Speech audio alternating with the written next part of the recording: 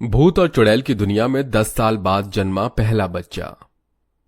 हम तुम्हें नहीं जानते, तुम्हारी हमसे क्या दुश्मनी है। प्लीज मेरे बच्चों को छोड़ दो, उसके बदले मेरी जान ले लो। बड़ी मुश्किलों से हमें संतान का सुख प्राप्त हुआ है।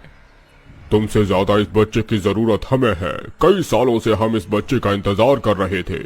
प्लीज ऐसा मत करो, ये मेरा पहला बच्चा है। तुम मेरे दूसरे बच्चे की जान ले लेना प्लीज, मेरा पहला बच्चा छोड़ दो। हम इस बच्चे को नहीं छोड़ सकते और आज हमें किसी की जान नहीं लेनी, इसलिए हम तुम्हें बख्श रहे हैं। चलो हम जल्दी से इस बच्चे को अपनी दुनिया में लेकर जाना है, इससे पहले कि हम लेट हो जाएं।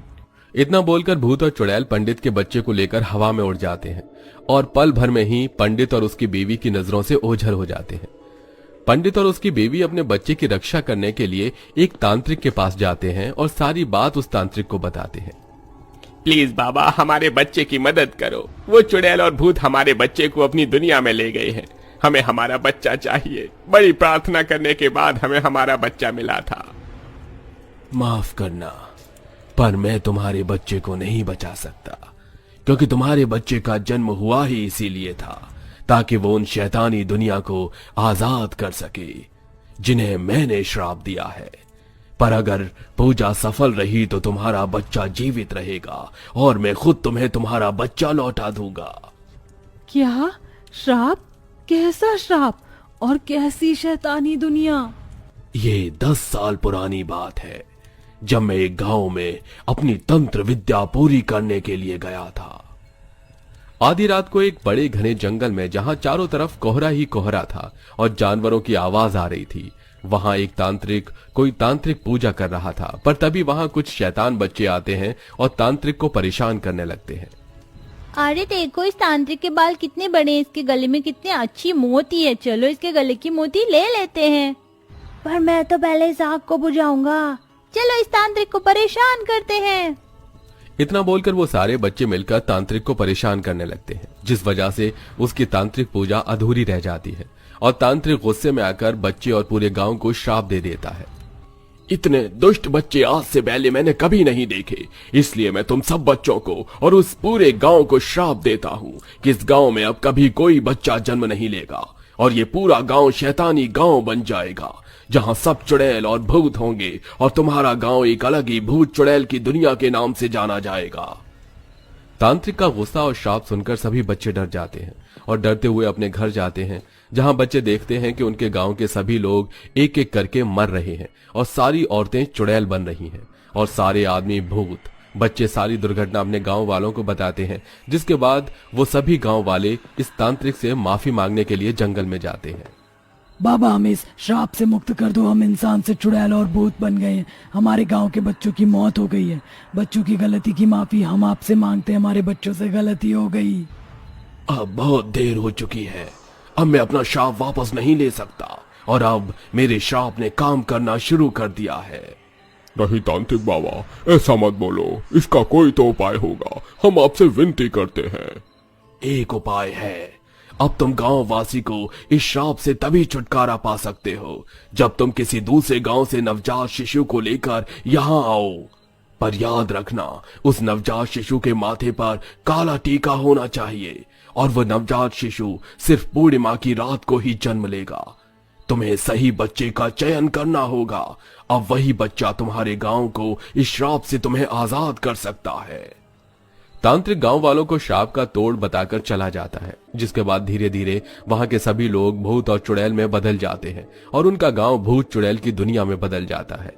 इसी तरह से कुछ दिन बीत जाते हैं और एक एक करके चुड़ैल और भूत हर रात किसी दूसरे गांव जाते और नवजात बच्चे को उठाते। ऐसे ही एक रात नैना राम की औरत अपने छोटे से बच्चे को लेकर सो रही थी। तभी वहां एक चुड़ैल आती है। सुनिए जी, देखिए हमारे घर में चुड़ैल है। क्या चुड़ैल? एक चुड़ैल हमारे बच्चे से दूर हो? तू जानता भी है तू किससे बात कर रही है? मैं एक चुड़ैल हूँ और मैं यहाँ तेरे बच्चे को लेने आई हूँ। अगर तू मेरे रास्ते में आया तो मैं तुम दोनों को खत्म कर दूंगी। अगर अपनी जान प्यारी है तो चुपचाप अपना बच्चा मुझे दे दो।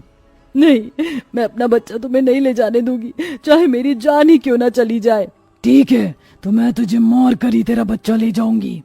इतना बोलकर फिर चुड़ैल अपने हाथ लंबे कर लेती है और दोनों पति पत्नी का गला दबाकर उन्हें मौत के घाट उतार देती है और उसके बच्चे को अपने साथ ले जाती है और अपनी दुनिया में आने के बाद उसी तांत्रिक को याद करते हैं।